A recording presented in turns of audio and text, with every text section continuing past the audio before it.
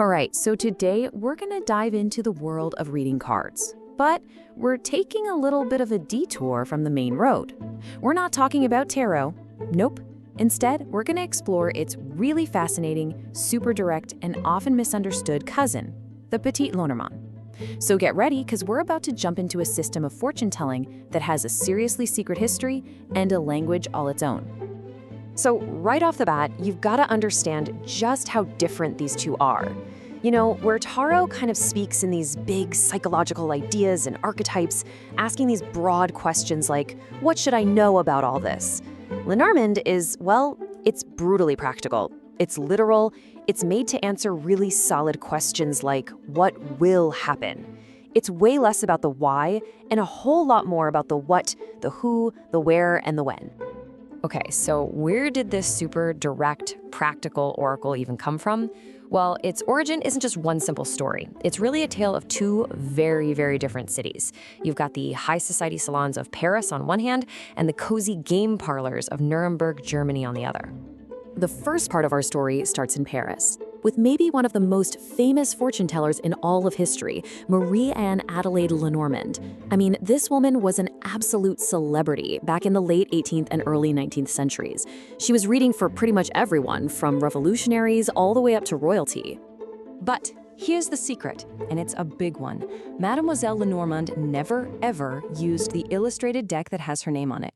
If you look at her own writings, she was using a standard piquet pack of playing cards. She was the famous name, you know, the brand, but those iconic pictures we all recognize today, yeah, they came from somewhere totally different. And this is where our story takes a really surprising twist. We leave the mystical, fancy salons of Paris and head to the living rooms of Germany. Because the actual images of the Lenormand deck, the rider, the clover, the ship, they didn't start out as tools for divination at all. They were actually pieces in a simple parlor game. It was called Das Spiel der Hoffnung, or the Game of Hope. It was designed by a guy named J.K. Hechtel and came out around 1800. And it was just a family game, you know, like Monopoly or Chutes and Ladders. Each one of those 36 illustrated cards was just a different space on the game board. It had absolutely nothing to do with telling fortunes. Well, not yet anyway. And this, right here, was the stroke of marketing genius that created the Oracle. Decades after Marie Lenormand died, and long after the Game of Hope was a thing, some clever publisher put the two together. They took those charming pictures from the German game and just slapped the famous Parisian fortune teller's name on the box. And just like that, the Petit Lenormand deck was born. So now that we know its kind of weird history, how does it actually work? Honestly, the best way to think about reading Lenormand isn't as, interpreting deep symbols, but more like you're learning a whole new language. And here it is, the fundamental secret. Individual Lenormand cards are basically just nouns. The ring is a commitment. The fox is a job. The book is a secret. On their own, they're just concepts. The real magic, the actual information, it only shows up when you start combining them to make sentences. Let's look at a really simple example.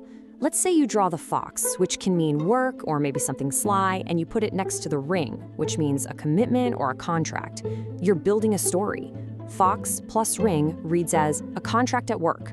Or, depending on the question, it could be a sly commitment. See, it's direct, it's specific, and it's a sentence. Let's try one more. So here we have the bouquet, which is usually about appreciation or a gift, and we pair it with the book, which means knowledge or secrets. Together? Well, they could literally mean a certificate, like an appreciation of knowledge, or maybe it's a secret gift. The question you ask tells you which sentence fits best.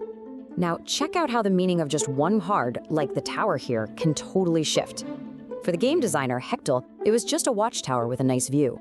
But in divination, readers have seen it as authority, government buildings, a corporate ladder, being isolated, or even a school. The cards around it, the rest of the sentence, tell you which tower you're actually looking at. So once you master reading these small sentences, you can move up to the ultimate expression of the Lenormand system, the grand tableau, which, translates to the big picture. And this is where you don't just read a sentence, you read the entire chapter. But how do you even do that? How do you take these 36 simple cards and use them to map out all the complexities of a life, the past, the present, and the future, all at the same time? The answer is the grand tableau.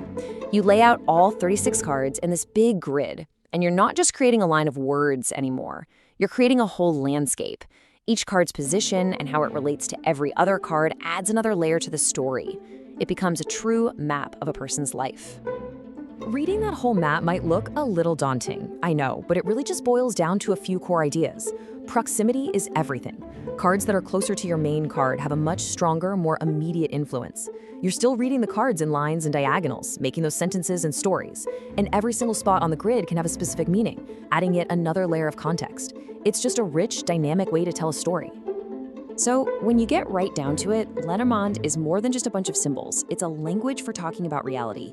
It's this amazing system that was born from this strange marriage of celebrity marketing and a forgotten parlor game, creating this really unique way to talk about our lives. And that leaves us with one last thought. If these cards can piece together the story of a life, what story are they waiting to tell for you?